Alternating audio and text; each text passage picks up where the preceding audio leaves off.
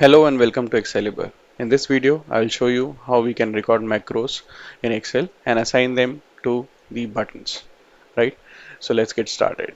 So the first step is that you go to the developer tab, and here in this insert section, you insert this form controls, and this is the form control for a button.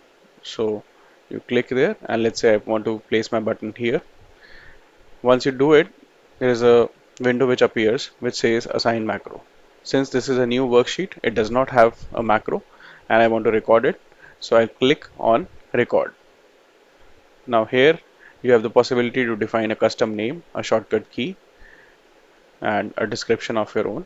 I'll keep this same for the moment and click on OK. So now my recording is already started because you see the stop recording button on the top. So whatever I'm doing, these clicks will be recorded.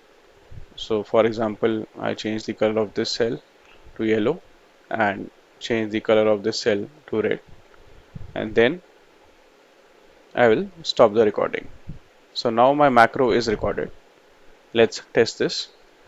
I'll again go to the home tab and remove the colors and then click on this button 1. So as I do it, you see that these cells turn yellow and red respectively, which means our recorded macro is working perfectly fine.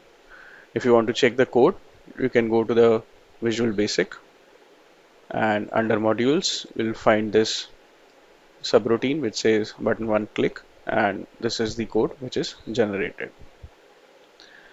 Now this is one of the ways wherein you can assign the macro to the button. The second way is, for example, you already have an existing macro. So let me just type like record a new macro. So I'll click on record macro. This is my macro 2 now, okay, and I type in a number here,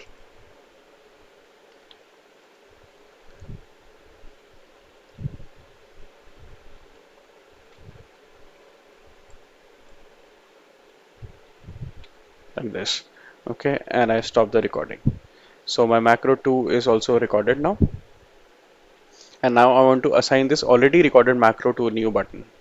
So I'll click on insert again, go to form controls, I'll insert this new button here, okay, and now you have this option in this window which says whether you want to assign the button 1 click code or the macro 2 in your button 2 click.